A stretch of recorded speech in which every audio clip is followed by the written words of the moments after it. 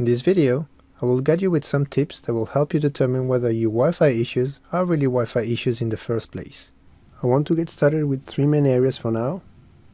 First, I want to give a set of starter questions to ask your users to help you refine your troubleshooting. And second, comes the wireless side of the equation, and more precisely, the details of a successful connection from a client to an access point. And third, in going over what could go wrong there and how to see which steps may be causing the problem.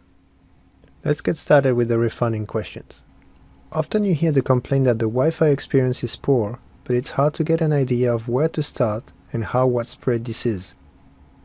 How is the Wi-Fi client or network impacted? Not all users are savvy in networking and computers, so this gives a good insight into their world and how they draw conclusions that can really help you. What is it about the issue that determines if it's a Wi-Fi issue? You may be surprised how often you can dismiss the Wi-Fi section from their answers. Does the issue occur on a specific client or multiple clients? Does the issue happen consistently all the time? When did the issue last occur and for how long? And how can we reproduce it? Which location does the issue occur? Does the issue occur anywhere else? Which type of device is impacted? Laptop, tablet, phones, IoTs? Have you tried it on another Wi-Fi device? This is crucial, as often users think Wi-Fi is the same for all users everywhere and all the time. So it's essential you start with a good fundamental set of questions to focus your efforts and help you narrow down your log search and not waste your energy on the wrong thing. If you fear you will not remember all this, simply start with who, what, where, when, and how. Understanding the multiple steps that lead a client to associate to displaying the content of their application successfully is key because it helps to really dive down to the bottom of many issues. From this great diagram, we can see on the left a Wi-Fi user with a device will browse the internet if all goes well. First, we have a request in association to a nearby AP through a beacon, authenticate with a preset key or certificate on 8021X, or could be open if it's public. Then the encryption will likely occur with things like AES, but may also be in clear text if it's open, in which case only the VPN or TLS section will keep the communication secure. From this point, the AP is likely happy to associate with this client. Sometimes port and firewall policies need to be checked before the client can send traffic on the network. Then comes upper layers of control such as DHCP, VLANs, getting their gateway and DNS. For example, if you get an APIPA address, then you know the previous layers are not the concern, and that the client made a DHCP request that timed out and failed. Therefore, you need to check the connectivity between the AP and the potential DHCP server or the AP's DHCP settings. By now the client should be able to reach and ping other hosts, as well as reach their gateway and DNS server. If not, then you need to check the connectivity from that access point on the wire side and those servers.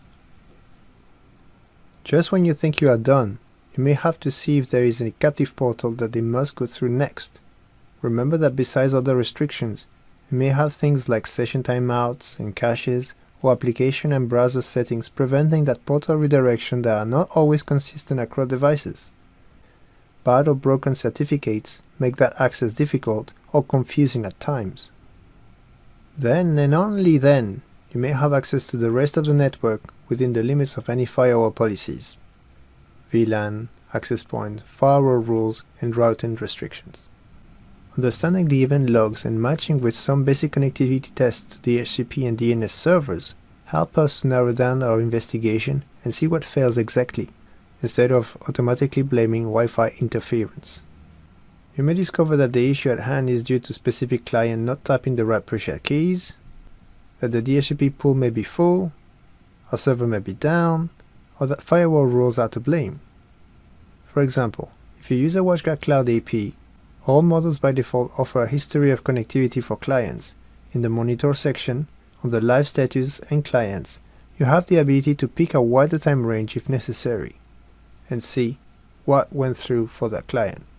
Otherwise, the device summary and performance issues monitoring menus help us to confirm important points, which are how widespread is that symptom, how frequent that is, how far is the client from the AP that has the issues reaching what they need, Otherwise, being able to access the AP and perform ping tests to those various resources such as DHCP, DNS and websites and applications beyond will allow us to focus on either the wired or the Wi-Fi portion of the path.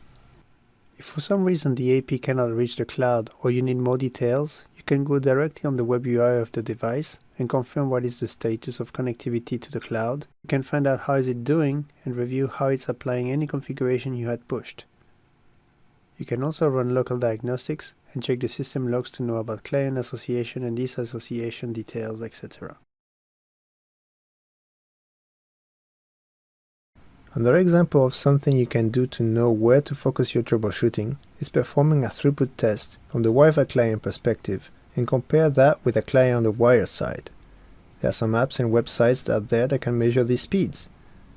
Another way to do that is looking at the data rate on the device using a built-in feature available in most operating systems. In Windows, you can run the command line the net show superior to WLAN show interfaces. That will show the receive and transmit rates. On a Mac, you can see stats in the Information tab on the Network utility by holding the Option key and clicking on the wireless icon. You can further compare using MCS tables for the type of network interface you have. Check the RSSI and SNRs and see if expectations are realistic or if it's congestion on the channel that is to blame. For more information on how to use MCS tables, check out this link from WLANprofessionals.com. While this does not address everything that could possibly go wrong in Wi-Fi, the aim is to give you some sort of troubleshooting path which can help you move forward and refine what may be perceived as a vague wireless problem. Once you clarify the symptoms on the issue at hand, and then verify whether this is isolated or widespread, you can check the right portions of the network path from the Wi-Fi client to the service they are trying to reach. So in conclusion, prepare the set of questions that can help you clarify what the issue is. Try to figure out if the issue is the location, the time, the type of client, the user, or a combination of factors that hopefully you can replicate. It's an important process that helps rectify some basic assumptions and saves hours spending looking at the wrong place and avoids them feeling you are dismissing their issues. After the investigation phase comes the analysis that should be available throughout the UI or some sort of reporting. This can be spectrum analysis or client connection events over time. This is also where you should be able to establish if an AP may have connectivity issues with its DNS, DHCP, gateway, or other specific servers, and determine if the issue is the wire side or the Wi-Fi. If the issue does not appear to be related to reaching those systems, but how inconsistent or slow they are, then further measurements may be required for that type of client at that location, and we have given you ways to check that using third-party solutions for throughput, or tips using UI or the command prompt to collect the information and re-evaluate expectations. And finally, if you wish to dig this topic further, I strongly recommend you visit the Wireless LAN Professionals troubleshooting pages for more tips.